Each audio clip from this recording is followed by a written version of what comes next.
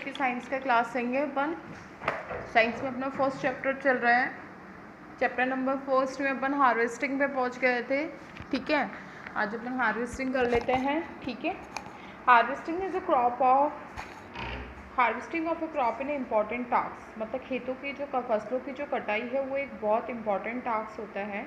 The cutting of crops after it is mature it is called harvesting. जब फसल पक जाती है तो उस फसल को काटा जाता है, उसको बोलते हैं अपन harvesting. In harvesting crops are pulled out और cut close to the ground. यहाँ पे क्या होती है, फसलों को काटा जाता है। It usually takes 3 to 4 months from a cereals crop to mature. 3 से 4 महीने लगते हैं एक सिरल को पकने में। Harvesting in our country is either done manually by sickle और by the machine called the harvester. हमारे यहाँ पे जो है, जो हार्वेस्टिंग होती है, सिकल दिख रहा है आपको, या तो इसके द्वारा होती है या फिर मशीन के द्वारा होती है। In the harvested crop the grain seeds need to be separated from the chaff. Chaff यानी जो कचरा होता है ना, उससे अपन को उसको ग्रेन्स को यानी अनाज जो होता है उसको अलग करना पड़ता है। The process is called the threshing. इस प्रोसेस को बोलते हैं अपन threshing. This is carried out with the help of a machine is called the combine. और ये जिस मशीन की सहायता से होता है उसको हम बोलते हैं combine, which is in fact is combine harvester and the thresher, जो कि हार्वेस्टर भी होता है, कटाई भी करता है और उसकी सफाई भी करता है। Farmer with a small holding of a land do the separation of the grain and the chaff by the winnowing. Winnow यानी हवा के द्वारा। We had already studied in the 6th class.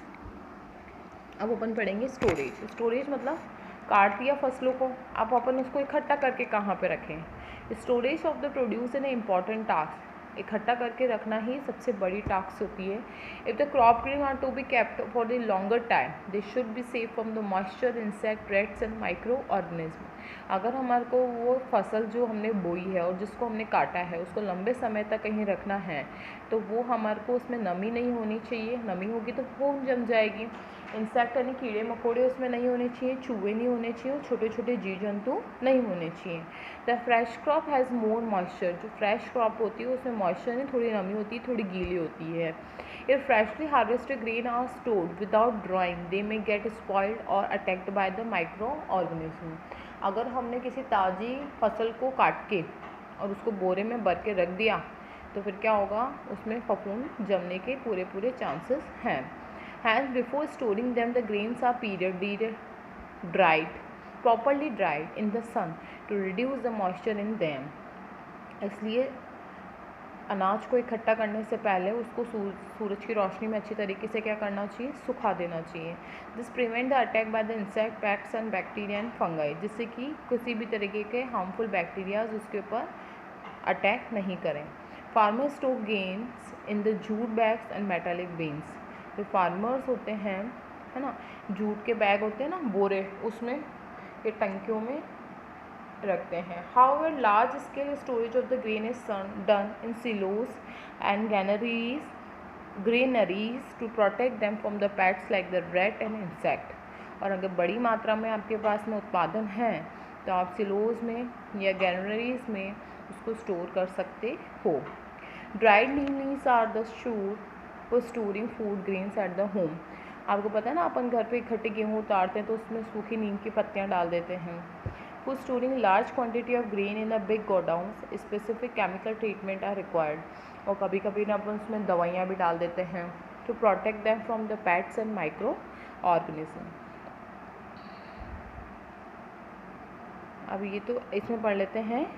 After completing this table, मतलब कौन सा जानवर हमको क्या क्या देता है। You have seen that the like plants and animals also provide us with different kinds of food. Plant की तरह ही एनिमल्स भी हमारे को अलग अलग तरीके का खाना देते हैं। Many people living in the coastal areas consume fish as a major part of their diet. जो समुद्र के किनारे पे लोग रहते हैं वो क्या खाते हैं, fish. In this previous classes you have learned about the food that we obtain from the plant. We have just seen the process of crop production involves a number of steps like the selection of seeds, sowing. Similarly animals, अगर अपन फसल को बोने जाते हैं तो उसमें बहुत सारे स्टेप्स इंक्लूड होते हैं, जिसमें पहले तो बीजों को बोते हैं, फिर उसके बाद में उसको पानी देते हैं, इरिगेशन करते हैं, फिर उसकी कटाई करते हैं, फिर उसका स्टोरेज करते हैं। Animal reared at home on the farm have be provided with the proper food, shelter and care. और जो एनिमल्स को हम घर में पालते हैं या फार्म हाउस पे पालते हैं तो उनको भी एक अच्छी तरीके से शेल्टर यानी अच्छा मतलब उनको छाया वगैरह घर उनको रहने का स्थान अच्छा होना चाहिए। When this is done on a large scale, जब ये बहुत बड़े पैमाने पे किया जाता है, it is called the animal husbandry. ठीक है, इसको बोलते हैं एनिमल पशु पालन। ठीक है, ये आपका हो गया है, आपका पूरा चैप्टर हो गया है कंप्लीट। चलो ये अपन कर लेते हैं। Select the correct words. The same kind of the plant grown and cultivated on the large scale at a place, it is called crop.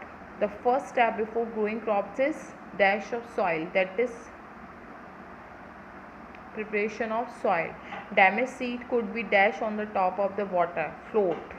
For growing a crop, sufficient sunlight, nutrition and water and nutrition from the soil are essential. ठीक है, match the following में खरीफ की crop में आएगा आपका rice और मेज, रबी की क्रॉप में wheat, gram and pea, chemical fertilizers में आएगा आपको यूरिया और सुपर फास्फेट, ऑर्गेनिक मतलब जो हमारे को ऐसे ही मिल जाता है cow dung, urine, animal excreta and plant waste. ठीक है, ये वाला क्वेश्चन करना है। आंसर नीचे लिखे हुए हैं तो ऐसे कोई प्रॉब्लम नहीं है। First question, second question, third question और फोर्थ क्वेश्चन तक आपको इसके अंदर अपनी कॉपी में करना है। नेक्स्ट अपन नेक्स्ट क्लास लेंगे तो अपन उसको समझा करके फिर और अच्छे तरीके से कर लेंगे। ठीक है ना, आपको 4 क्वेश्चन करने हैं और ये आपका चैप्टर हो गया इसके साथ कंप्लीट। Thank you.